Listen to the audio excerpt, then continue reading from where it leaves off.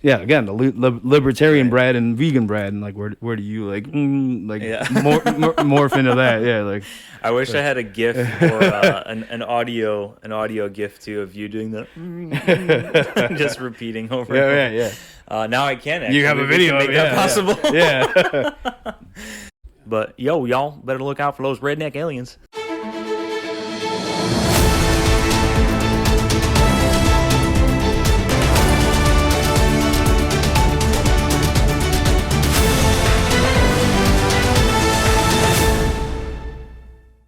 Hello and welcome to the latest full in-person episode of Bigger Hearts, Deeper Minds. I'm your host, Brad Johnson, and I'm joined here by two of my closest friends and some very interesting guests as well. Very excited for the conversation today. You guys want to introduce yourselves? Interesting is probably a good word for it. I'm George Wahle. I've known Brad for a while, and we'll make it interesting. Sounds good. Oh yeah, and I'm Mike Walsh, and we'll also attempt to make it interesting. All right. I have zero doubts about that. Thank you, George and Mike. I'm very glad to have you guys here. So, yeah, it's been a while since we've done any full episode. It's mostly been just little kind of offshoots, but yeah, very excited to just dive back into politics and culture. So if you guys can share for me first, just kind of who you are, what you do, and then yeah, we'll go from there. All right. Well, I'm again George Wahle. I grew up on a farm in southwest Iowa, and I'm now an actuary. I work with, basically I'm a bookie for an insurance company. Did you say you're a bookie for an I'm a insurance? bookie for an insurance company. Okay, I don't know if you've ever heard you put it that way before. Okay, interesting. Yeah. That's the best description. Okay, yeah, I like I it. could say I do the financial quantification of future unknown events, but that's way too many syllables. Yeah, it doesn't have as much street cred as bookie for yeah. Street cred. All right, I've yeah, never been accused of having street cred. yeah. I now have it. All Now right. you have street cred. Yeah. All right, cool. First time for everything. Nice, yeah, solid. Yeah. My name is Mike Walsh. I grew up in Buffalo Grove, Illinois. I live far away now, 15 minutes north in Mundelein, Illinois. I've been an Uber driver for 5 years. So I drive around interesting people, playing music and whatnot, and living my life. Sounds good. Thanks for the intros. Yeah, so if you guys can next share, and I'll go after you guys, but if you can share kind of just your general thoughts on politics. Are you someone that typically follows politics, and to what degree? And what would you say has shaped your current views on politics as it stands in 2022?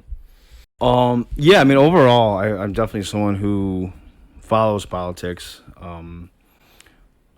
In my mind, more than the average person, at least more than the average person of the people I'm familiar with in my area or whatnot, or people I see on TV or internet or whatnot. Just some people get asked questions, they really don't know who the president of the United States is. Like, I mean, I'm not even trying to be rude. I saw just a video a couple days ago, and it was like, who's the Speaker of the House? And someone was like, Joe Biden, right? And I'm just like, I'm like, oh my goodness, this is terrible.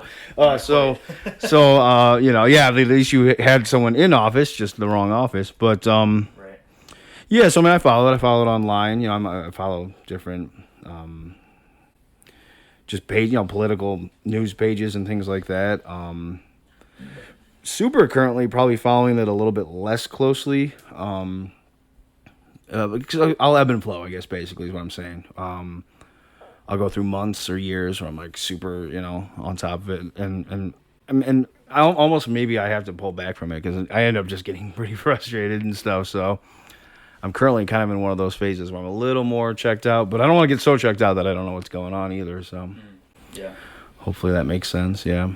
Totally. And then, what'd you say in terms of what has shaped me, or?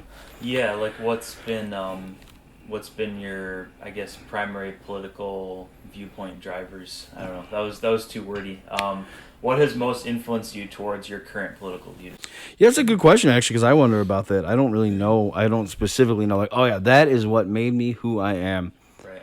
I mean, I would think it would have to be a combination of just upbringing and family, parents, and everything, other relatives. I was going to say school and stuff, but and then, I don't know, I wouldn't say that, actually. Yeah, I wish I could give you a sharper answer on that, actually, because I don't have like one defining moment where I'm like, and that is what formed all of my political beliefs. I guess, yeah. Yeah. Well, I guess, just starting from a young age, Not that I was into politics when I was 4 or anything like that, but I guess just, unknowingly, subconsciously, just the way I was raised, and then, sticking with certain things or shifting certain beliefs of my own or whatever. So probably, I guess, if I had to say one biggest thing, it would be family upbringing, but I wouldn't say that's the sole thing, yeah. I think a lot of people end up like having multiple experiences throughout their lives. So yeah, that's totally normal. Thanks for sharing, Mike. George? Yeah, and I actually follow politics quite a bit. I think I just follow the news a lot. That's what I like to do in my breaks at work. I look at BBC News or whatever and just see what's going on. Sure. I just have this. I'm always a desire just to figure out the world around me, and so that kind of fits right into that. So I'm always trying to learn. Oh, what's happening here? What's happening there? Especially if it's something that's not in the United States that's not picked up right away. Totally. And I don't really know what shaped me all that much. I think it's my experiences, my thoughts and beliefs about not only what's best and not best, because sometimes the best outcome you want may not be achievable. And so, can we even, I would love to get there, but I don't think human nature would allow us to get there. Well, maybe that's not a good political solution. Right. Yeah, that's true. So I put a lot of thought. I just think about it a lot. Yeah, you're definitely a thinker. Yeah. To a fault. So, yeah, no worries. Thank you guys for sharing. So for myself, I would say, similarly to what you were saying, Mike, like kind of probably for the first 18-ish years of my life, I was kind of taking after like familial political views and didn't really come across libertarianism or like other like modes of political thought that wouldn't have been conservative or liberal until like a little bit after college. And although I think I would definitely say like libertarianism has been like the viewpoint that I've been most known for as a person over the last couple of years, I've kind of stepped away from party identification more, and I'm trying to be like a principles over party person. And I think that touches on some of the things you said, George, too, where it's like you don't always have to like align your viewpoints to a particular party or vice versa. It's just good to think about the world and think about like what are the factors that go into making the society that we live in, and what are the problems and solutions that we should be looking at. So I think libertarianism is probably just the viewpoint that I've most closely identified with the last couple of years. So shout out to Mike Gleason. He's a former fellow bandmate of mine.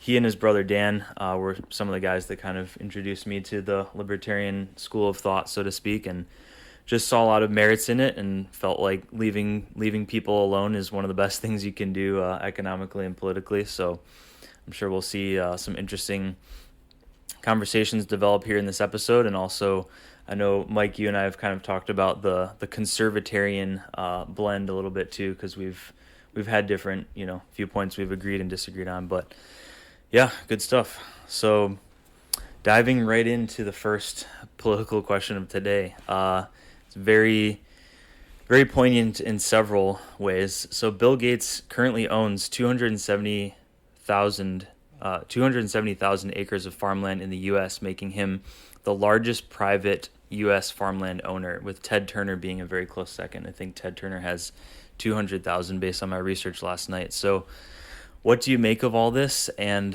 what are your thoughts on Mr. Gates in general, if you're willing to go that far?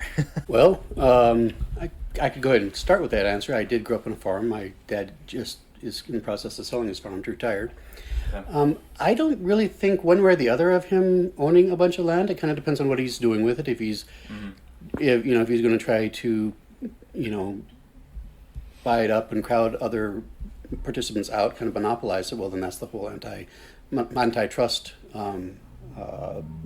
stance of the United States economy, which I would support. Otherwise, it depends on if it's just an investment for him. Okay, he can do that. I mean, it just depends on what he's going to do with it. If he's just going to farm it and isn't creating some sort of unfair advantage or disadvantage, well, that's fine. Some people would say that it's crowding out the family farmer because he would have more resources, but that's been crowded out for a long time now. Farmers are having to, in order to survive, get larger and larger and more consolidated. So that would probably be part of the evolution of that. So kind of on a libertarian view, as long as he's not doing anything specifically unfair or to harm someone else, well, then I would think he can kind of do what he wants to do. Right. And honestly, Bill Gates, I don't know that much about him, but from what I do know, I mean, he started the Bill and Melinda Gates Foundation. He tries to do a lot for charity. I would think that as far as one of the billionaires in the United States, he would be one of the ones that I would be less concerned about buying up something. For sure. Thanks for your thoughts. Mike, any Yeah, I thoughts? don't really have anything too drastically different than that. I agree with the big points of, well, it depends on what he's buying it for. And I guess the whole thought of it, and I've heard that fact for a while, that he's the biggest private landowner. I don't know too much about the specifics. But my thought, I guess my thought is, or my conflicting thoughts are, like, yeah, it sounds weird. Don't know how I feel about that. Like, why is he buying all that land? That's kind of my negative thought on it. But then my other side of it is, I support someone's right to use their money to buy a bunch of land. Like you said, is it just a bunch of investing? And I'm like, well, as long as he's not doing anything really shady or illegal or whatever, then yeah, I mean, I feel like he should have the right, or whoever, Ted Turner, or whoever has a bunch of money to buy a bunch of farmland. I mean, if I had a bunch of money, I said I would have bought your dad's farmland, and I'm not even a farmer. I just want to own some farmland. So I get like that desire to like own some land and stuff, and and it could be a great investment. And then you hear conspiracy theories or whatever about he wants to grow a bunch of like mutant crops and things like that, and then some of that stuff gets kind of scoffed at or whatever, and then. But I think a lot of that stuff in general, not necessarily the Bill Gates crops thing, but a lot of stuff in general probably has some kernels of truth to it as well or whatever. It's like, okay, well, what does he have in mind? So it's something I haven't dived into enough to say like, oh yeah, this is exactly what he's going to do with it, and this is why I like it or don't like it. But yeah, those are kind of my general thoughts on that. Sounds good. Yeah, appreciate your guys' thoughts for sure. Yeah, I mean, like you guys said, it's, only time will tell. Like, we're not exactly going to know what his plans are with so much land. Yeah, I mean, like you said, it's a great move to own land. Like, land is useful for all kinds of reasons. You can homestead, you can grow food, you can people raise livestock. There's all different kinds of things. Yeah, I think it's interesting to see how many kind of industries and like things Bill Gates has his hands in. It seems like he really likes to have a hand in various business endeavors. Yeah, I can't say I'm a big fan of the guy. I know he's been an investor in various vegan meat companies in the past, so I think there's no doubt that has helped vegans, like make their products known, if you will. I don't feel like, as much as I love like Beyond Meat and Impossible Foods and all these other vegan products, I think it's not the vegan world isn't reliant upon business success, but I do see it interesting that there's kind of people of a particular, I guess, track record like Bill Gates investing in that kind of stuff. So yeah, I think it will be very, very interesting to see how Bill Gates uses like all that land in the future to potentially like do different things with the food industry. So yeah, I don't know. I think there are a lot of conspiracy theories about him. I don't think everything he does is phenomenal, but I think he's probably trying to do what he thinks is the right thing. So we'll see if that ends up benefiting people in the future or if it's worse. But yeah, good thoughts. I know you're the moderator. Yeah. Would I be able to ask you a question, even though I'm not the moderator? Totally. That's what this is all about. Just because on the note of the Bill Gates and the farmland and you being libertarian and vegan, because I have heard some of the biggest concerns or whatever with him doing it, there are some of the more traditional people, the hunter types or the traditional meat-based diet type people are like, yeah, he's gonna turn us into a meatless society, and yeah, he just wants to just grow a bunch of food for like the fake vegan meats or whatever. I forget the best term for it, but you know what I mean, non-meat meat or whatever and things like that. And people are upset about that. Mm-hmm. So I'm just curious and asking you. Obviously, on the vegan side of that, you would like that concept, but then the libertarian side of you, like, what are your thoughts on him, like, kind of using excessive power and money and stuff to like kind of like force in a vegan-based diet and reduce if in fact that is even what he's doing, and and to Right. to eliminate meat from people and take away meat from people and force vegan, like what are your thoughts on all that as again, the libertarian Right. bread and vegan bread, and like where do you Yeah. morph into that? Like I wish I had a GIF or an audio GIF too of you doing the just repeating over and over. Now I can actually. You have a We can video, make that possible. Great questions. So yeah, I'd be happy to riff on that for a little bit. So, I mean, so starting with the vegan part, because that's probably easier. Just for anyone who's watching or listening, I've been vegan now for 10 years. A lot of people who I'm close with are very familiar with that about me. Being vegan, like, obviously I made that choice for a reason. I wanted to live based on my values, right? Like, you have to make a decision that's based on the life that you want to live and according to the, I guess, moral precepts that any individual decides is relevant for their life, right? So obviously I would hope to see a world in the future, and I think we're getting closer and closer to that, a world filled with compassion where we don't have to exploit animals and use their bodies and their byproducts for just our gain. I could go down the vegan kind of nutrition tunnel and stuff for a while. Obviously, I'm sitting next to someone from the farm culture and the farm life, so it's a really interesting conversation, regardless of anything political. But without I guess going too far down the vegan rabbit hole, no pun intended. I decided to be vegan based on my values and who I want to be and how I want to live, right? And I would never force that on someone else, just like I wouldn't want to force anything on someone else, and I also wouldn't want someone to force something on me, I'm not going to hold a gun to someone's head and be like, you have to eat vegan, just like I wouldn't want them to hold a gun to my head saying, you have to eat a steak, right? So with the libertarian side of it, that's really what it comes down to. When people are responsible for the outcomes of their choices and the life that they choose to live, that is when people really lead integrated lives. We can fool ourselves into living very compartmentalized lives because everything these days, as far as food and just so many of the choices we make, everything is outsourced. So it's so much of the food system is outsourced, and I think that's why people have a problem with I don't want to support Bill Gates or vegans if they're trying to, get us onto this bandwagon in the future where all we eat is fake meat.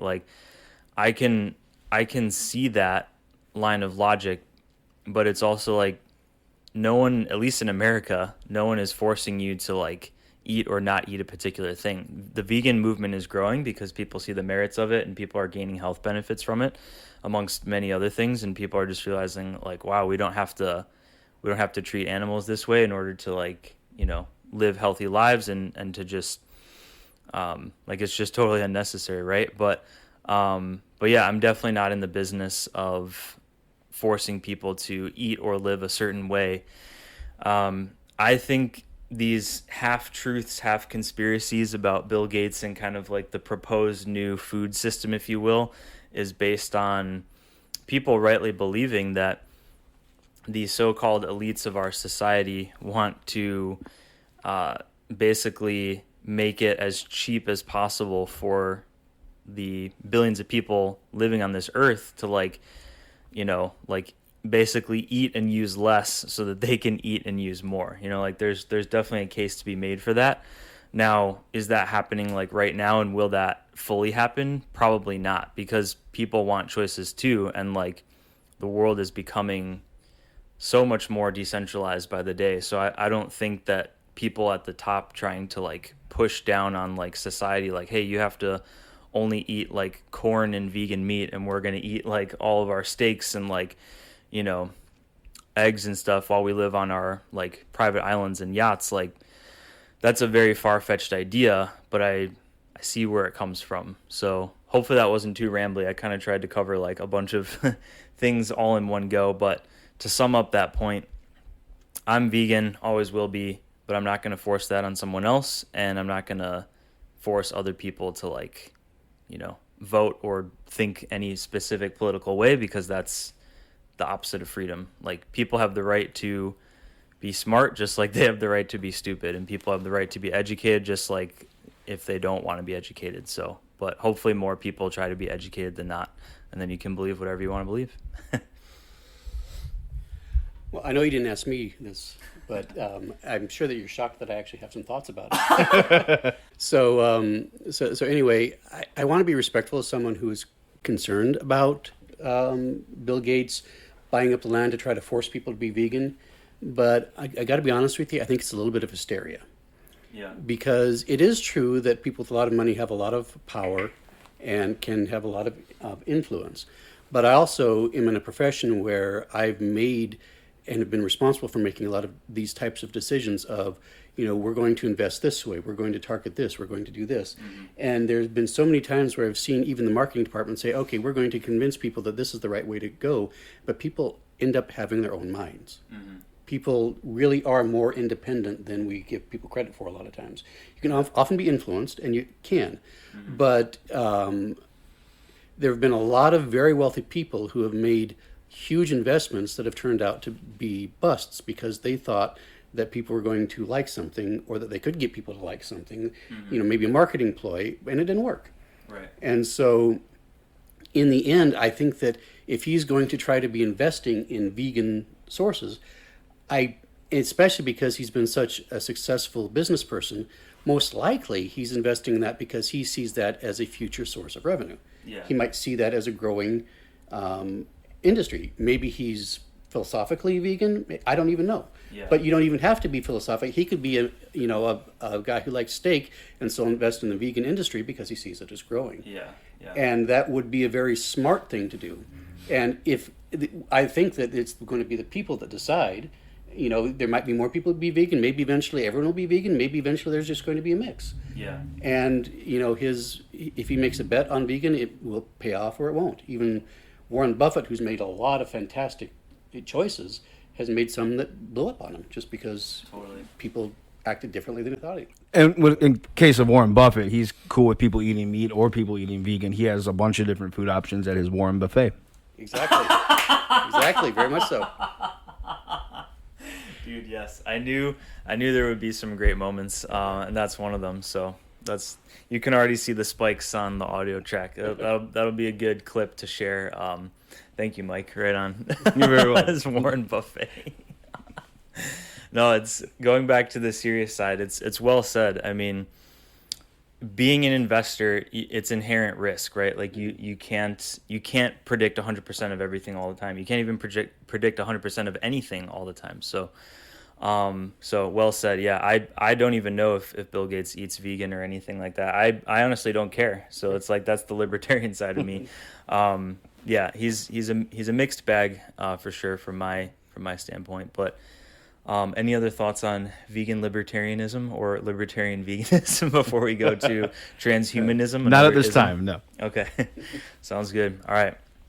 So going into the next question that I prepped for today, transhumanism is the concept that technological advancements can be used to enhance the human species and extend a range of human functions. Some people see it as the inevitable course of progress, whereas others see it as the most powerful people in our society trying to push the inherent limitations of humanity beyond reasonable means. There's a lot to unpack there. So what are your thoughts on that at all? And have you heard anything about transhumanism, or what do you think about the possibility of humans and robots being synchronized one day, and what they call the singularity, if you will? If you have, yeah, go for it. Well, yeah, like you mentioned the singularity. I think you're talking about the technological singularity. Correct. When basically technology gets to be so advanced and is advancing so rapidly that it essentially gets out of control. Right. Yeah. And true, they are different. You're right. I didn't do a good job of clarifying that. But no, that most people just refer. Yeah, it's referred to as the singularity. Mm-hmm. I think on the one hand, it probably is inevitable that this is going to eventually happen. I think for a couple of reasons. One is that we already have technology that is able to modify people. We're starting to get into fantastic, cybernetic technology and artificial limbs and genetic understanding. And so we have the technology, and as soon as we have the technology, people are going to use it. They always have. And eventually, there is the concept that, well, it's like some people have questioned, have basically questioned what happens when a society gets so technologically advanced. Yeah. It's kind of interesting because I was reading about it, and there's something called the Fermi paradox, which is that mathematically speaking, with all the billions of stars out there, that there's so many that should have the ripe set of circumstances for life to occur. So there should be a lot of extraterrestrial life. And the universe is so old that there should have been extraterrestrial life for a long time. So there should be extraterrestrial life that is so much older than us that they have gone up the technological, tree so far that they would be able to come and visit us. So why haven't we had a nice ship land down, someone come out the front door and say, "Yo, y'all, we're from Alpha Centauri, and we saw you guys. We thought we'd come introduce ourselves and all have a barbecue." It's good to know that aliens would have a combination of like urban dialect, urban stuff mixed with rural and southern. That'd be a good science fiction show, right? The Redneck Alien. That actually, you could almost make a justification for that though, because like if they had been observing us ahead of time, and we're like, well, these people in this kind of area seem to talk like this, and then but then these people in this area kind of talk like that, like so. Then they would probably do some calculations, like the average, whatever. Well, obviously, you're the math guy. English. They would do they would morph it into like, okay, this is kind of like when you have AI construct a sentence, Right. and it's like, or try to write a song or whatever, and it's like, I go to store and pizza is bicycle, and it's like you can tell it's kind of there, but yeah, that might be how aliens, if they were trying to learn our language, would adopt it. Yeah, That may very well be, and it also could be that in other alien societies, the rednecks are the sophisticated ones. Who knows? Right. But anyway, or sophisticated, depending on where you. But anyway, there was the idea that it's through transhumanism that we could avoid, because basically the idea was the reason that hasn't happened was that then every society gets to a point, a singularity where the entire society basically breaks down. Yeah, yeah. And then because you can't handle all of the change, and then the whole society breaks down, and of course probably goes back to rudimentary phase or kills each other off, which we have the technology to do already, and so eventually then you end up dying out. Right. And then there's the idea then that if you end up transforming yourself into something beyond human to increase intelligence and reduce aggression, then maybe you could survive that. The problem there is with all the chances of extraterrestrial life, we're not the first people that we wouldn't be the first species that would ever come up with that idea, right? Right. Yeah. So if transhumanism worked that way, it would have worked. Yeah. Already. True. And also, in that is kind of this idea. I think a lot of people believe, kind of like I heard one time someone surmising if there were two alien species that made each other in outer space, would you have a Star Wars type thing where they fight each other? And they said, well, if someone's that technologically advanced, they're probably socially advanced too, where they would end up working together. But as an actuary, we tend to give directions to the insurance company by giving directions off a map we just looked at wrote by looking out the back window. We look at history. Mm-hmm. Yeah. In our own history, we've had a lot of technological advances. As a matter of fact, if the Bushman tribes, who have not advanced, saw a lot of things we did, they would have no clue. They would think that we're magic. Yeah. And with all these technological advances, has all of that increase in intelligence reduced aggression? Right. No. No. Yeah. Our technological advances have given us the ability for great love and compassion and helping people. Right. Also, the ability for great evil and for great dominance and control. Totally. And it's just people's minds that end up deciding how that's used. Technology and even intelligence is just a tool that you can use. Yeah. Intelligence is not going to improve society. Love is going to improve society. So all of these advancements would have to be to change our instincts to have more love. But then that would create its whole another set of constructs. You'd have to have everyone be transformed at once, because otherwise there would be someone, kind of like your second part of the question, well, if I'm going to transform form everyone else into be basically also, if you can transform them to be more loving, you could transform them to be more obedient. Right. Just have everyone do this.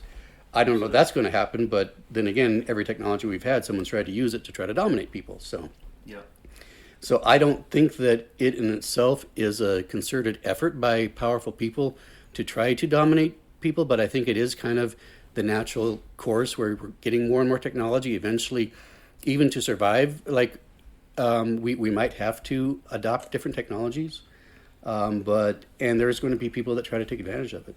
I think very much so. Yeah. And some might say that, well, if we're at a singularity where we either have to evolve socially or die off, then obviously we would evolve socially. Well, I think we're already at that point climatologically. We have immense climate change that is really well documented. Yeah. And you can see it happening, and we're not making changes that we know we can make in order to survive. Yeah. Well said. Thorough answers on all points. The climate change stuff is interesting too. Maybe we can get to that later if we have time. That'd be very much in the bhdm wheelhouse. You touched on a lot of really interesting things when you're talking about how people who make these technologies and kind of put them forth into society. There's always going to be like a desire to dominate other groups of humans, right? Like the very basis of primal humanity is to like either protect, kill, dominate, all these kind of primal bases of behavior. When I've read into like AI and machine learning, I'd be curious to get your thoughts on this too, as a statistical guy and just someone who's working with numbers and data and everything. Probably making it sound way simpler than it is. You'll be able to make it sound much more sophisticated. But anyways, machine learning is based on it's the inputs in the model that allow an AI to do its work. So it's all contingent upon how clean is the model, how many inputs does the model have, and who decides what goes into that model, right? So I've seen a lot of kind of like AI experts talk about it's way more important that we have like bodies of ethical standards, people who are deciding like what are the ethical requirements, what are the ethical baselines that people who are building these technologies have to use in order for these to be, these tools and technologies to be brought into society. I find that to be one of the most important conversations in the room, because it's like, most technology is amoral. It's not like this computer is a good computer or an evil computer. It can be used for. It's pretty funny, right? Yeah, I'm looking at it right now. I'm like, is it a good little boy? I'm picturing you like feeding it treats and good computer. Yep. Exactly. But it brings up a really good point. It's like this computer can be used for good. It can be used for evil. I can use it to money launder. I can use it to make donations, just using like simple examples. You can use it to stay in touch with friends and family or do work. You can use it to, do nefarious things. So it all depends on like what something is being used for. So I think that's hopefully good news. This is kind of the point I'm trying to get at. Hopefully it's good news that like technology can be used to improve human life and improve the likelihood of humans succeeding at various things in the future. It just all depends on what's the technology designed for, who decides what inputs go into a machine learning model, and then how is that ultimately being used. Because if there's a human using a particular type of technology that isn't available to like the public, or is just being used in a manipulative fashion in one way or another, that's where we run into problems. But I don't know. Any thoughts on that? Yeah, I think you had a lot of good points there. And just to follow up on something you're saying, it's technology isn't what actually defines us socially. In some ways it does, but in the real deep ways it doesn't, because you can often have the same stories, and you could fit the same stories in the sci-fi future, in the present, in the medieval past, in the even farther past, and just change the technology. You can often have this very same story, and it would make sense. Yeah. Because people tend to be people no matter what. Right. And And so it's not the technology that defines us. We have to actually be thoughtful about what we do, and we have to work societally. And one of the things that sometimes people forget is that there's a difference between intelligence and wisdom. Because intelligence is, to me, it's hard to tell the difference, but kind of the way that I describe the difference is intelligence is the ability to figure out how to accomplish something. Yep. Wisdom is knowing what you should be trying to accomplish. Yeah. So AI could figure out how to accomplish anything, including exterminate all humanity. Right. Right. Wisdom would be setting the input so that you're not having the AI learn how to exterminate all humanity. Right. Of course, the worry is that right now we're at a phase where it can be controlled by people with ethical boards. Kind of like nuclear weapons right now are normally controlled by governments who, there's a lot of problems, but they often have at least some sort of wisdom that says, hey, if we're going to launch this, then they're going to launch it. That's not a good idea. Right. But right now, people can build dirty bombs and now individuals, without having to adhere to ethical boards, can do a lot of things. Yeah. So that's going to be what becomes interesting when AI is more widespread and the technology is so good that I can do it and I don't have to answer to any ethical board. Yeah, totally. There's open source AI out there already too. So yeah, that just follows suit with your point. But Mike, did you have anything or? Not particular. I mean, I had some random thoughts, but I don't know if they would add all that much at this point. I mean, I know. Before. Well, yeah, exactly. You're right. It hasn't stopped me before because we weren't doing a podcast before. So, yeah, when we're just randomly eating lunch or whatever, I'm like, well, here, I just didn't. Yeah, I didn't really have anything that major, and I know Brad probably wants to get to other topics, but No, unless you're like, hey, we need to stretch this out, then yeah, I'll just ramble on things. But no, it's totally didn't have anything super major. No, you're good. Especially nothing that hasn't really been kind of brought up by one or both of you. So yeah, no worries at all. Sounds good. Yeah, we've got another page and a half or so of notes, so plenty to cover. Yeah, let's go ahead and dive into the next point. So this will be a very interesting one.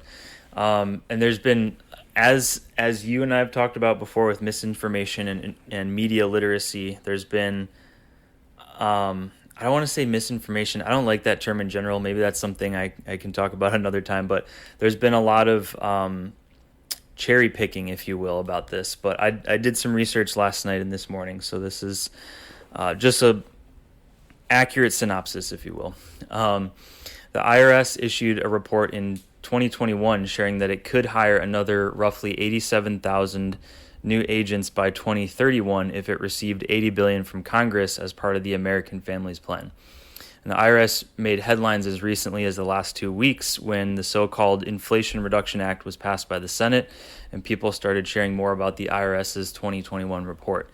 This led many to believe that the IRS will be immediately hiring 87,000 more agents like tomorrow, which will not be happening, and that they will be armed based on a previous IRS job description, even though the IRS has stated that only special agents, about 2,000 of them, are lawfully trained to carry a firearm. So what have you guys heard about this, and what are your thoughts on that so far? Yeah, I think that's a really, probably just the little blurb you read is the most information I've gotten on this, because I think when I mentioned at the very beginning, I'm definitely in like a political kind of like, I'm gonna sit back a little bit. I have heard the news about the hiring of the 87,000 agents, and like you said, it's been presented to me as if like they're being hired within the next week. You know what I mean? There's gonna be 87,000 new agents, and one will be calling me in the next couple of months. I did not hear about the thing about them being armed. So that was interesting. The visual you just presented, like, give me your money. But yeah, in terms of so much misinformation out there, that's interesting. That it's definitely been hyped into like that they've been have been hired or will be like in the coming days or weeks or whatever. So and what was the number you said, like by 2030 or? They wanted to hire like 87,000 more by basically within the next 10 years. No, so 10 years. Yeah, I was gonna say like the way it's been presented to me is like all these positions would be filled like by the end of the year at the very latest. So it's interesting to me to find out that that's not exactly the case. And that doesn't necessarily mean I love the news, but it's definitely been presented to me falsely, and I haven't even really been seeking out that information. So that's why See, that's why you can't sit back, because I'm already getting false information just from the little quickies I've been seeing. You know, like yeah, didn't mean it that way, but you know, like yeah, like yeah, I was like, yeah, I don't know what your target audience is for this if they're gonna take it the wrong way. I meant quick blurbs of information is what I meant. Right. Yeah, no, it's fine. So yeah, that's interesting. Is all I'm saying, but also proves your point of the era of misinformation. Yeah. Totally. This is an 18 plus audience. So Well, I beyond that, didn't mean don't- that. I just meant, you know. Yeah. Sorry. Go ahead. No, I don't know. There's no age limit on this content per se, but I mean, I don't think people who are much younger than myself are probably watching. It'd be really weird if there's like some 6-year-old in regularly. Portland, like, oh, I love this podcast, man. Just like 3 middle-aged, well, not middle-aged, well, a couple middle-aged and one like whatever tier you're in, Brad. I think I'm Yeah, a younger millennial. a younger millennial or something. I Yeah. claim to be 30. Yeah, he's been trying to be like 25. It's just No, never 25. It's been 30. 30s. You were trying 27 for a I while. was fun 29. Oh, okay, but yeah, I just don't think you have a lot of 6-year-olds like, oh, I love this. Like, It doesn't seem to be that. Yeah. Would be very engaging. oh, they're so interesting, those guys. Transhumanism. Yeah, ooh. I read. That's a smart 6-year-old. So. Yeah. Yeah, well, You. maybe we're going to have transhumanist dolls pretty soon, you know? Transhumanist Barbie. Yeah, exactly. We I mean, could. it's only fitting. So, Yeah. Yeah. I actually haven't heard that much about this one, and I don't really have that much additional to add, except that it's kind of. I think people are really worried about the IRS getting new agents because the concept is then the IRS is going to come after you and take your money. Right. Well, I believe I'm not worried about the IRS coming after me because they could come after me all they want and they couldn't take a dime that I had because I paid all the taxes that I owe. Right. The only thing they can do is to come in and say, hey, you haven't been paying what you owe. Now, you might think that your taxes are too high. I get that. Yeah. I kind of think they are. Most people think they are. But that's not the IRS. That's the Congress. They're enforcing what our representatives have done. Right. And most people are really, really, really upset when someone like Bill Gates can find a loophole and cheat on the taxes. How dare that person not pay their fair share? Well, the only way to enforce that is through IRS agents.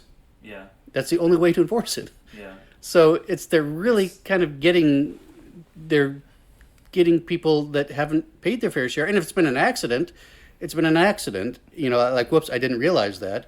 And one time I think that I did miss something. Actually, one time I ended up paying too much. The IRS sent me a notice saying that, you know, they saw something was wrong and I pointed something out. So they said, oh, you actually overpaid us. Here's a refund. Yeah. It's good. Yeah. I mean, it's like you guys said, there's a lot to there's just a lot to think about when it comes to this particular topic. Yeah, I think I get from the one side of it, I get the concern of it's like a lot of people were saying the IRS is already so bad at what they do because heritage.org reported that this year so far alone, the IRS only answered 18% of the calls that they got, inbound calls. So that's pretty low. You know, like if that were a business. Then they need more agents, right?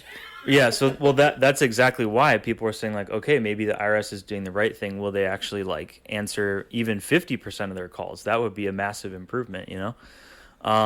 Now, as someone who's dealt very closely with the IRS and the Taxpayer Advocate Service, the Taxpayer Advocate Service is way better than the IRS in my experience. So I get the logic of like, yeah, let's hire some more people so we can be better at our job. But I think it's also interesting to see this coming in an era where cash and money are increasingly digitized, and we live in a society now where so much of our transactions happen online. Cash is still the second most used form of payment in the U.S., and I don't think that will change anytime rapidly. But I feel like the IRS is probably doing this to get more of a grip on where people are sending money and how much. I mean, I think I sent you a meme the other day. I did send you this video of, it was a great meme of like the IRS apparently cares a lot if any transaction is occurring, you know, that's greater than like $600. So I sent Mike this meme.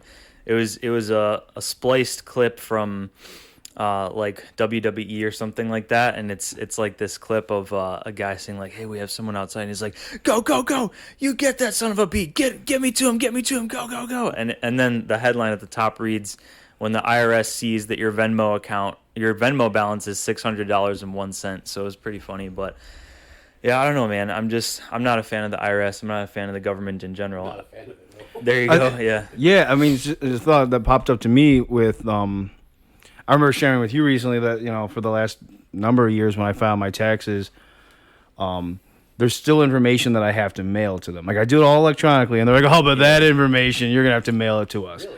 Yeah, And I'm like, that's stupid. So my concern then is like, well, maybe if you continue to implement more efficient measures. I mean, yeah, moving to electronic and last 10, 20, whatever years sure, that's great, but let's keep moving there. And then maybe you wouldn't need 87,000 more. You could 86,000 more. I'm making numbers up, but right. So that I get that's a concern where it's like, well, maybe if you were more efficient, you wouldn't need to hire all those people.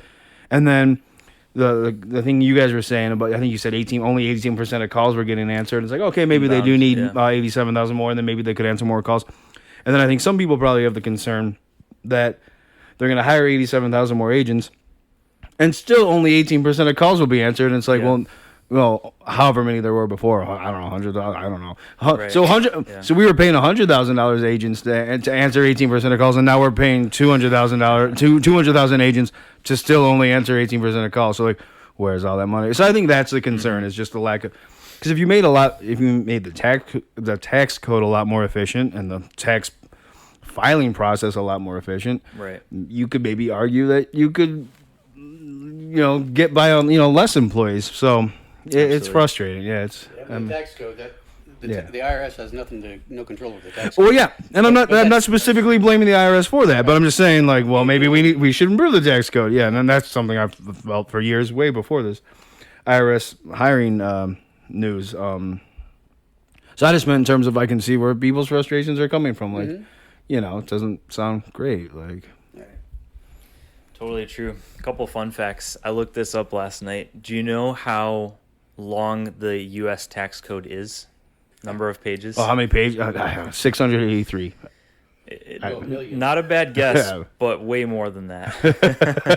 Yeah, I don't know. It's 7,000 pages long. That's insane. I mean, that's insane. I mean, yeah. I don't know. I don't want to be the dumb guy who I don't know how money works or anything, but like, how can you not just fit that in a page? I know. Like, I don't. Part of the problem is that people want a fair tax code. Yeah. And you could make things really simple if you had an income tax code that was a flat tax. Just everyone gets this. Yeah. But then people say, well, but wait a minute.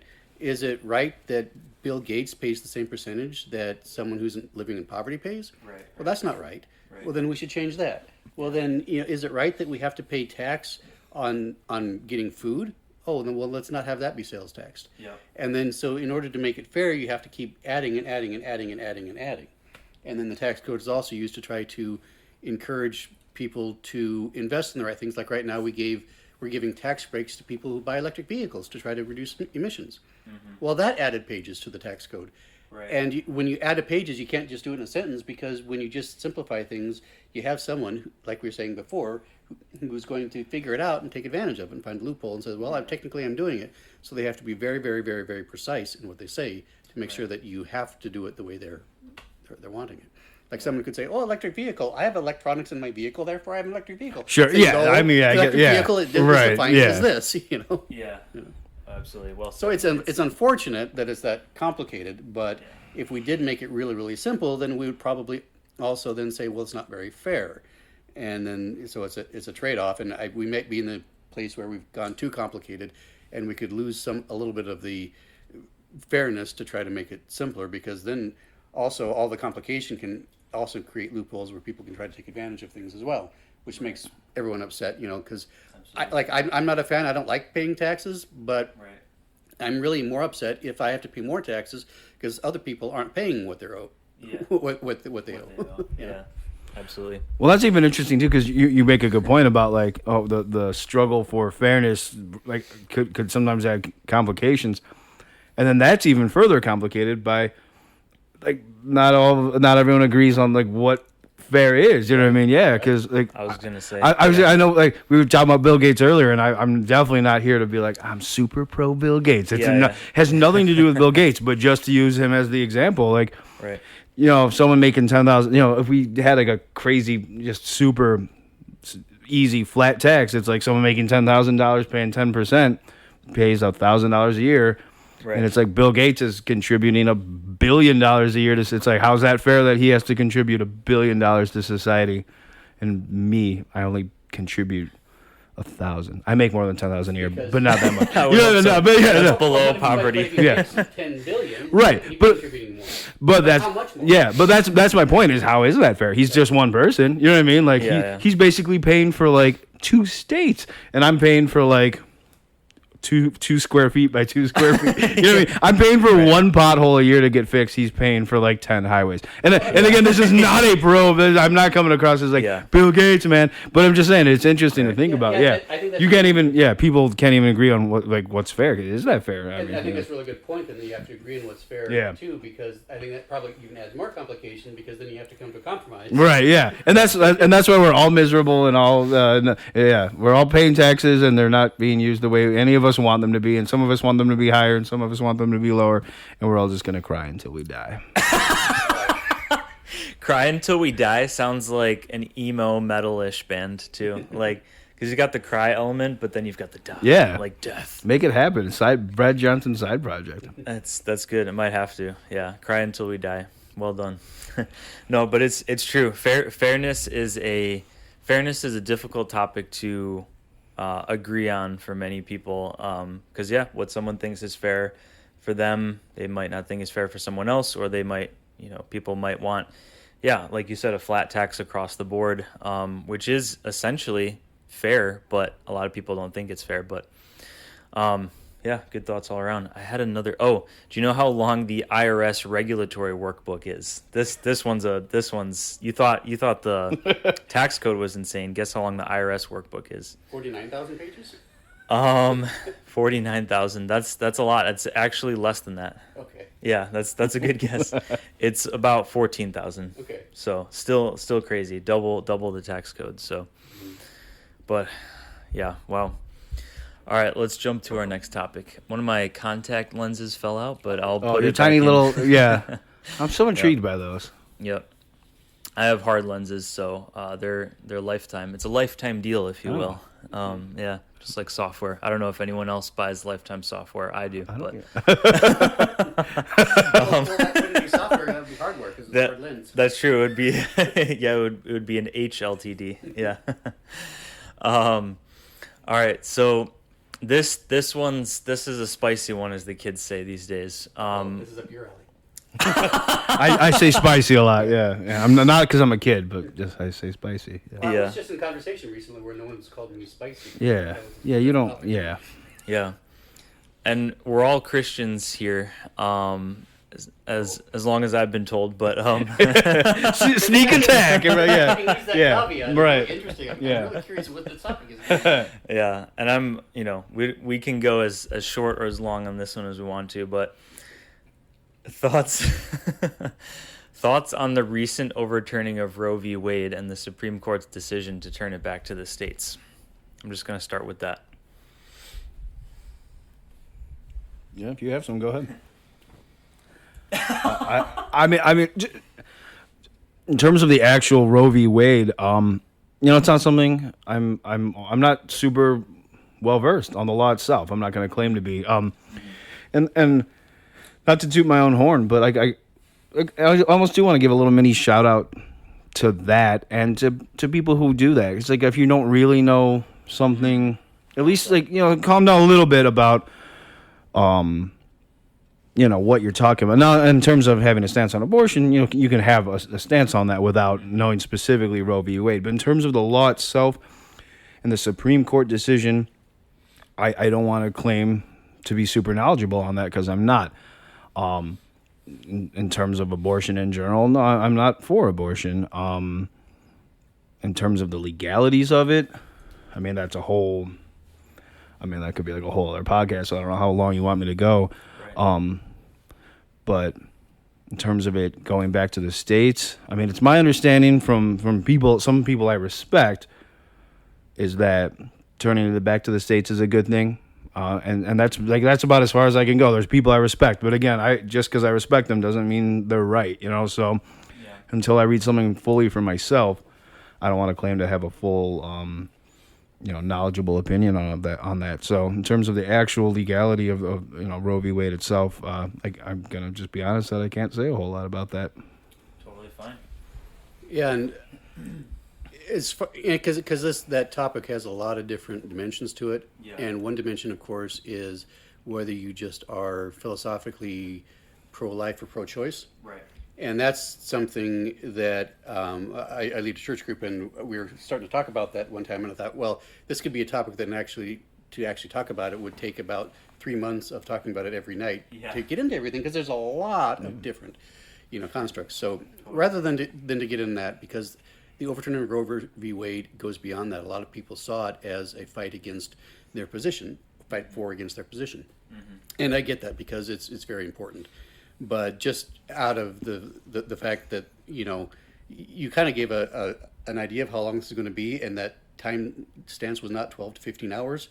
So Exactly, yeah. So the idea of it is basically like you said, Mike, and you said it very well. I think it's the actual legality of it, because first of all, are you pro what you believe in, and do you believe that what you kind of in a libertarian type viewpoint, if you're kind of libertarian, live and let live, then in order for me to enforce my views on you, there has to be a high threshold. I think in a libertarian viewpoint, wouldn't that be kind of a general idea? And that's kind of my view too, is generally kind of more libertarian than not. But there has to be a high threshold, and a lot of people would say that, well, that threshold is met, I should be able to do that. Yeah. Well, then the whole thing is what the Supreme Court ruled on actually wasn't should it be legal or not. It is whether or not the Constitution prohibits or prohibits you from making it illegal. Correct. And so that's all. They didn't even say. I think everyone had their own opinions. They didn't say whether they were pro whatever, and they didn't say whether it should be legal or not. They said, does the Constitution prohibit you from setting up a law outlawing it? Right. And they decided that the Constitution itself didn't. And in a way, that's what I like that the Supreme Court does that in general. Even, and it's hard to say that because sometimes, they could rule against something that I really think should be true. But in reality, they're saying we're not opining on whether this is a good thing or a bad thing. That's Congress's decision. We have to opine on the Constitution. Right. And it's frustrating sometimes because Congress doesn't do things the way I want them to do usually. And I don't think I'm alone in that, am I? Not at all. Not at all. And so it'd be nice if you had someone set up these boundaries, but unfortunately we have such a high bar to set up boundaries that it doesn't happen. And so I think all they did was to say it was unconstitutional. And even that, I kind of don't like the fact of setting it back to the states, because then you have a patchwork of laws and it's so different from state to state. And, again, this could be a whole discussion, but I think everyone can see that the laws in Illinois are going to be vastly different than the laws in Indiana. And then there's going to be a whole set of problems. But again, that wasn't what the Supreme Court was saying, because the national government could also set up a law saying that abortion is legal. They could set up a law saying abortion is illegal across the whole United States. Right. I think that they didn't bar the federal government from doing that.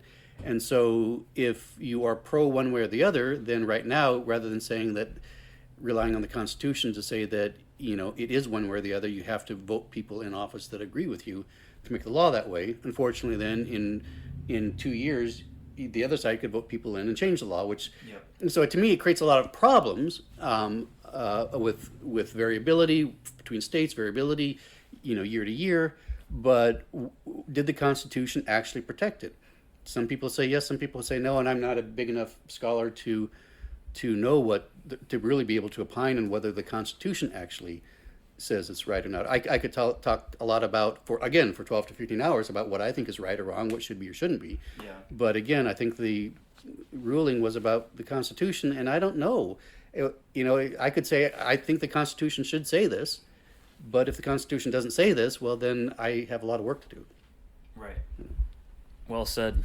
by both of you guys. Yeah, I appreciate the maturity that we have in this room, and I think it's growing across the country of people who are willing to say, hey, I don't really know too much about XYZ, so I'm not going to take an opinion or a stance on something that I haven't personally read or educated myself about. So I think that's really good. I don't think it's wrong to have an opinion. I'm all for people having the opinions they want. Or shout out to my friend Mike again, as he loves to say, you're entitled to your own wrong opinion.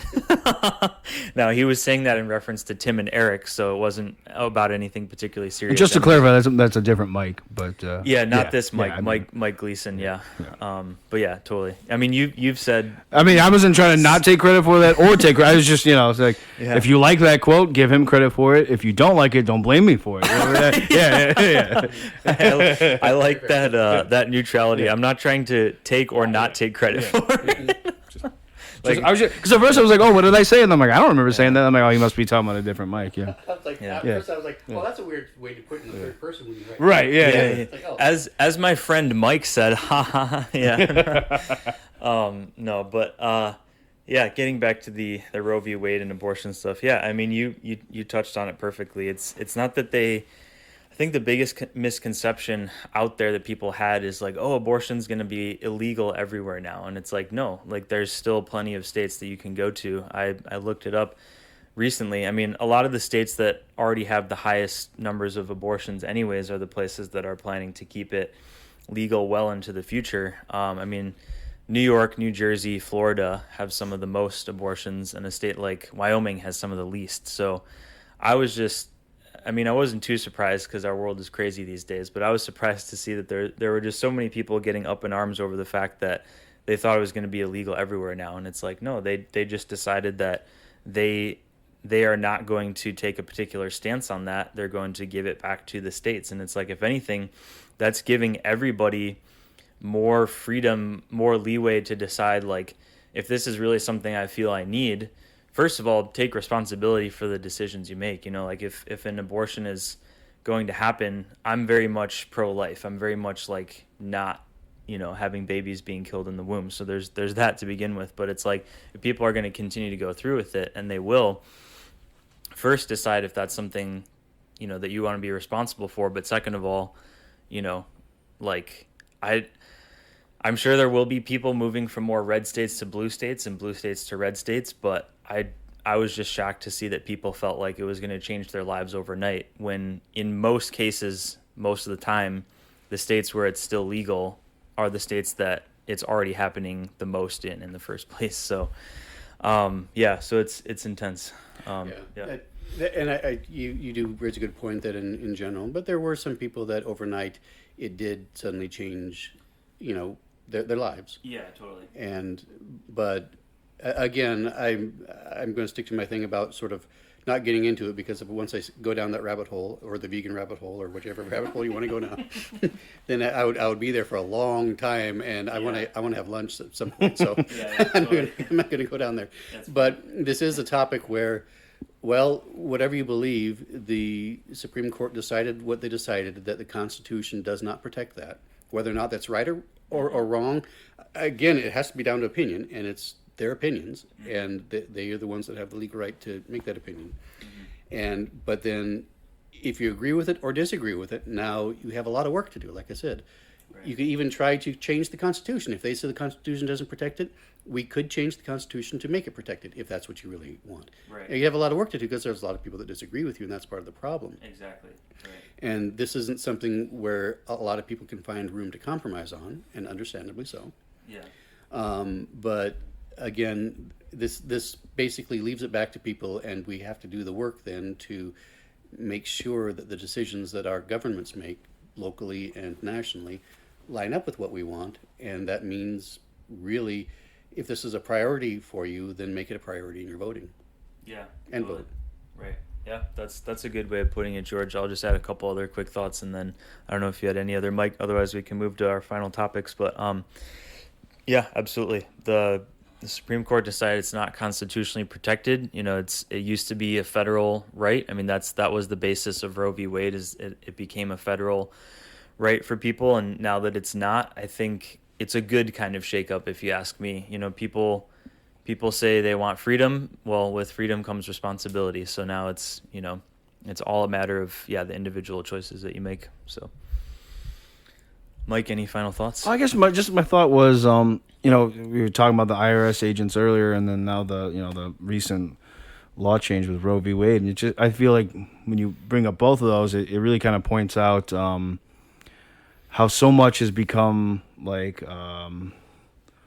over sensationalized, or everything's like so explosive and dramatic, and really not rooted in facts or whatever. Because there's a lot of hype, like 87,000 agents are like coming to like bust down my door tomorrow and like hold me at gunpoint and like ask for my PIN number and like take more money from me. And then the whole the law change, and it was like, oh, they're gonna send people to like impregnate me tomorrow and force me to have a kid, and like I have to raise it for the next 18 years.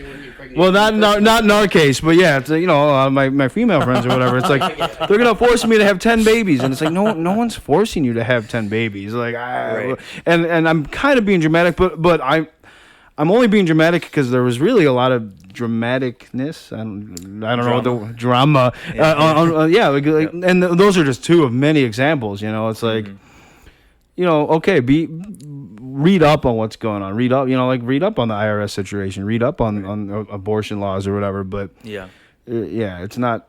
It gets, I don't know, these things, and they're important. So I'm not trying to diminish the importance of things, but when you start getting so hyped up with, social media, memes or whatever, I've seen so many memes that were just so not factual and spread by people who I know to generally be intelligent people, and people who have access to internet. Like they could have like taken 2 seconds to fact check that, and so they're just like, no, I'm mad about this thing, or I feel this way or the other way, and I see it from varying political viewpoints. So I'm not even saying it's all one political mindset sharing misinformation. I see it a lot in general. Yeah, totally. And going off that super quick, as George and I have talked about a lot, like things on the internet are not a replacement for research, and saying you did your own research is not a replacement, as I'm sure you would agree, for actual research. I mean, you're someone that knows, you're an actual person who researches things. He's an actual actuary. Yeah, I'm an actual actuary, and I'm actually a research specialist. I do research, and doing your research doesn't mean that you read a meme. Exactly. It doesn't even mean that you did a quick Google search and found someone who said something. Right. Because we can say everything we want and we can put it out there and it's there forever, but you got to figure out who said it. And I do want to say that I think we all agree, and I respect really everyone's opinions, especially about something like Roe v. Wade, about the abortion issue. There's a lot of very strong opinions, and I get all the strong opinions on both sides. I have strong feelings about it too, and they're very strong, and I'm glad because it's an important topic. But also the way that you're saying too is to make sure that you try to do a little bit better about making sure that we do have our facts straight. I actually saw a great meme about all these memes. Kind of, it was somebody sitting. Did you even fact check it? I did not. Actually, I just found it to be so true that I didn't think I even needed to, because it was someone sitting there at a computer said, "Hey, honey, I just found out something that all the scientists and experts missed." Right. Yeah. He's like, wait a minute. By doing a quick Google search, you found something that all the scientists and experts who spent their entire life devoted to this have missed. It's kind of like the people who says, I'm going to invest and I'm going to figure out how to invest better and I'm going to make all this money, because, well, in order to do that, you have to know more than all of the Wall Street experts who spend their entire lives doing this with $1 million sophisticated analysis and machinery. You're going to have to actually figure out something that they missed. Right. Okay, the chances of that aren't very great. They're probably small. They're probably small, and so it is so easy to get something that is incorrect, and it is, because you can read so many things that sound perfectly correct, and it can be very, very dangerous. Yeah. I mean, that could be possible. That person could. There can be real people who find like the 1 or 2% of things that the experts and scientists miss, but the chances are probably pretty small, because you're right. Especially when you're talking about so many experts, like in the scientific field, they actually have a backstop against that, because one person says they found out something, And for instance, this actually happened with the idea of vaccinations causing autism. One scientist in England wrote a paper that said that she found a connection. Well, then, in order for the scientific community to accept anything, if someone writes a paper, it is not accepted, period, ever. You have to first go through peer review. Absolutely. And then you have to have a whole bunch of other people read it. And first of all, note that this scientist actually spent jail time for falsifying such research later on. Oh, wow. But they actually found out by looking at her research that she made a mistake. And it's all complicated. You made a mistake. There was no connection whatsoever. Yeah.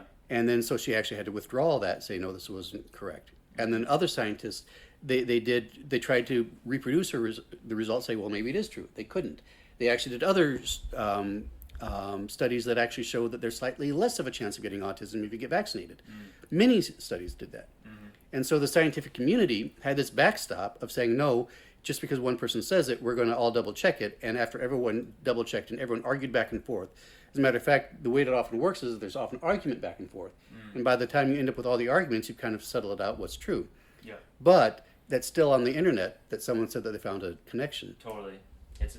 It's emotionally satisfying. That's why conspiracy theories and, memes and all these things we're talking about that don't have basis in rigorous analysis, that's why they take off, because they're very emotionally satisfying. They create the worldview, or they create a narrative that people want to be true. And everyone, like George said, everybody has opinions, everybody has different ways of viewing the world, and you're allowed to think what you want to think. It's just ultimately better for people to think things based on their own rigorous analyses as well, and the facts and information that we have available to us. So it's a wild world out there, folks. But y'all better look out for those redneck aliens. Look out for those redneck aliens. Well, there's also a real thing called confirmation bias too. Yeah. Where lots of psych behind it. Yeah, you end up doing research and you find someone that says something that lines up with what you believe, and then you stop. Yeah, absolutely. And it's a natural thing to do, but that's also just an issue. That's why you have people who professionally research things so that they can try to sift that out. Absolutely. Confirmation bias, the availability bias, appeal to authority. There's a whole list of psychological factors, biases. Yeah, it's good stuff to read into. Well, we had more stuff to talk about. Maybe we can do that in a part 2, but unfortunately we have to wrap it up here soon. So we're gonna flip to the fun side of things for a little bit. And Redneck aliens. Redneck aliens. Yep, they know how to do a lot of stuff. So Mike and the old spaceship is held together with baling wire and twine string. there you go. Mike and I were talking music. We're often talking music in general, especially metal bands. So I had to bring up this question in today's episode. What metal bands are your favorite? And I know you're not really a metal guy, but you could share with us some of your favorite artists as well. So I'll pass the mic. Well, he's passing you. So we're talking about in terms of metal bands. And it can be anything. Yeah, no, but yeah, we're starting metal. Probably Judas Priest. Well, to clarify, I identify as a hard rock guy. Okay. And then I'll veer into some metal. So to me, metal is like classic. Like when I think of metal, I'm thinking of like new wave of British heavy metal kind of style stuff. Yeah. Whereas metal, to a lot of people, especially younger than me, means things very different. Now, like much more modern, much more aggressive styles. It's interesting to me. I've said for years that it's weird to me that heavy metal is less heavy than metal. You know what I mean? Because at least in the circles I'm familiar with, when people are saying heavy metal, I feel like a lot of times they're talking about Iron Maiden, Judas Priest, and stuff. And then when people refer to metal, they're referring to like more modern metal, which is actually a lot heavier than those bands. Right. But yeah, in terms of when I think of a metal band, I feel like Judas Priest. I like Iron Maiden a lot. But then my real favorite stuff is I would call more hard rock with certain maybe metal elements. So really, some people get into like technicalities, like was Led Zeppelin metal? No, they were just like a rock and roll band. You know what I mean? Like, so kind of depends on how nitpicky you want to get. But in my mind, when I think of like my favorite metal album, I would say "Screaming for Vengeance" by Judas Priest. Okay.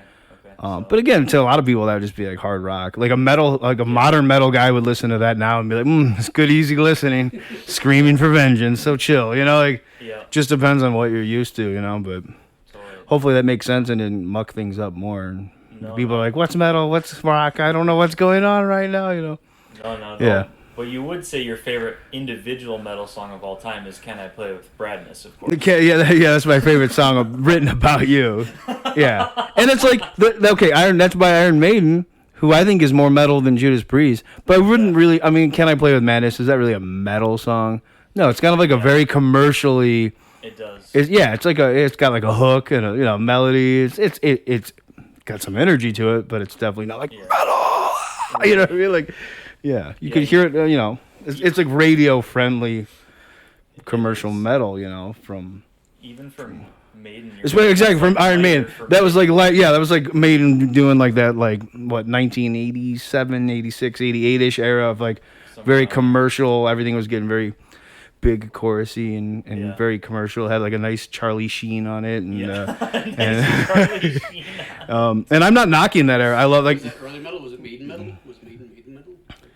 Maiden, I mean, in some ways, Maiden kind of was Maiden metal. They definitely were the beginning of certain of a movement. They were definitely part of a. So they were Maiden metal. They were definitely Maiden. I mean, well, my favorite metal bands are those bands that they put on wildlife to track them for conservation purposes. Wow. I mean, while we're on the subject, George, metal what bands. Right. what would Sorry, terrible pun. Terrible pun. what would you say, George, is the most aggressive or intense or whatever music that you actually truly enjoy? Like, what's like the most like this guy has some oomph to it?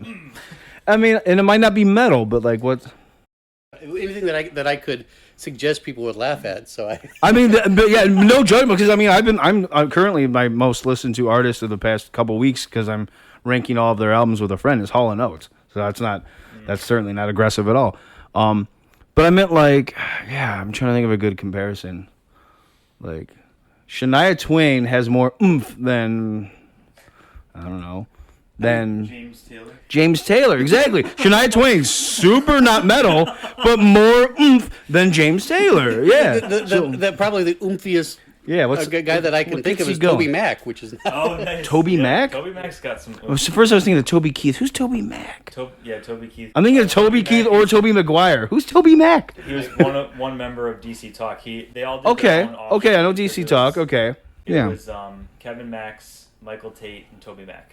Mac. Okay, see? Okay, that's an answer. And I learned something new. Don't recognize the name. It sounds kind of familiar, but I think I'm just combining Toby Keith, musician, and Toby Maguire, similar name. I don't see Toby Keith as having much oomph from what I. But more oomph than James Taylor. Yeah. I would definitely. Like, gun to your head, who's more metal, Toby Keith or James Taylor? You go Toby Keith. But is he metal at all? No. Okay, see, yes. But I mean, when you're just like feeling you need that whatever from your music, you'd say Toby Mac is. It's probably the oomfiest. Yeah, I mean. Oomfiest, yeah. Hey, that's great. That's cool, yeah. Well, as a metal aficionado myself, not to brag, but probably the most metal person in the room. You definitely are, and don't worry, that doesn't come across as bragging to me. No. Okay. I'm literally holding metal right now, but whatever. Nice. Okay, You might be the most metal player. Nice. We should have your aluminum can go up against my silver and titanium towels. Yeah, those are pretty. That's pretty. Those are metal towels. Yeah.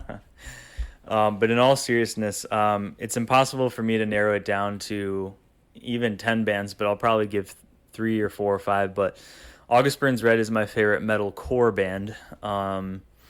Unearth and Killswitch are also up there. Those are probably my 3 favorite metal core bands.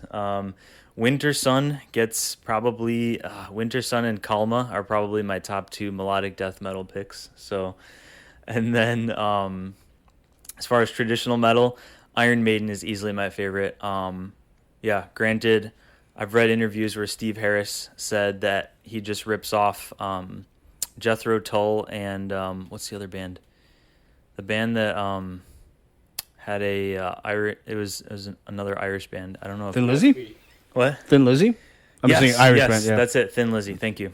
I was trying to think of their singer's name, but I Phil knew they were Lynott? Irish. But what? Phil Lynott. Yes. Yep. So, Yeah, every band has influences from another. I mean, a lot of the bands I listened to were very heavily influenced by Priest and Maiden. So, but yeah, good stuff all around. Appreciate you guys throwing a few musical titles out there. But that unfortunately concludes us for today. I really appreciate you guys coming out for this episode. Any closing thoughts? Goofy, I'm going to Disneyland soon. Nice. For Goofy. that fits. Yeah. Yeah, no, I mean, thanks for having me. I mean, I know the listeners or viewers or whatever don't know this, but like I shared with you, I've done some music podcasts before, but never really a socio-political one or whatever, and I hope I did you somewhat justice, Brad. Like I told you, I'm not an expert on any of this, so I'm not trying to present myself as one, just a guy who reads some things and has some opinions and likes some music, and so I hope whoever is consuming this, whether it's through sight or sound, is enjoying it, and yeah, hope we didn't let you down, Brad. I hope I've never I have to, even though you're a good friend of mine, I have to confess I've never like checked out one of your podcasts before, so I don't know like what you're trying to put out there to the market. So I don't know if this is gold or if this is gonna be like your like weakest seller. I don't know, This might not go out to the this might never get. Brad might review this later today and be like, no, it's not getting released. I don't know. Yeah, we asked next time we see him, hey, when's that getting released? It's like, what are you guys talking about? Or we like listen to it and like it's Brad's voice, and then him doing an impression of you and doing an impression of me, like saying things like well, I believe, and it's like we're like, you just heavily edited all of our content to make it better, but still, right. Yeah, that only made it better. Right. Probably any editing would make it better based on what you and I say. But well, that's what I meant. Like, yeah, exactly. Right. Well, yeah, I want to thank you two for having me. I've never done any podcast. I don't even know if I've listened to one. No. So I have no idea if this is what you're looking for or not. But yeah, if you want to ask me to talk about political or philosophical topics, I probably will. So absolutely. So thanks for having me. Hope we was able to add something to the podcast. Yep, you guys were great. Thanks again for hopping on the show. Yeah, no, this was awesome. It's meant to be just honest conversations about society, culture, politics, and everything in between, including redneck aliens. So, yeah. But thank you guys so much. You can check out Bigger Hearts Deeper Minds at biggerheartsdeeperminds.com, as well as Facebook, Instagram, coming soon to Pinterest and a bunch of other platforms. So thank you guys for checking out this episode. We'll see you in the next one. Thank you for checking out this episode of Bigger Hearts Deeper Minds. You can find us on the web at www.biggerheartsdeeperminds.com. You can also find us on social media on platforms like Facebook, Instagram, Pinterest, and coming soon to other platforms. Join our email list to get behind-the-scenes goodies, merch discounts, and future announcements ahead of the public by sending a blank email to bhdm@bcast.email. Once again, that's sending a blank email to bhdm@bcast.email. Bigger Hearts Deeper Minds is a show dedicated to talking about society, religion, politics, and culture. And our show wouldn't be possible without the generous support of donors and listeners like yourself. Take a look at our website to find more information about how and where you can donate, as well as becoming a member through Soundwise, Substack, and other paid platforms that we publish through. Thank you once again for your support, and see you in the next episode.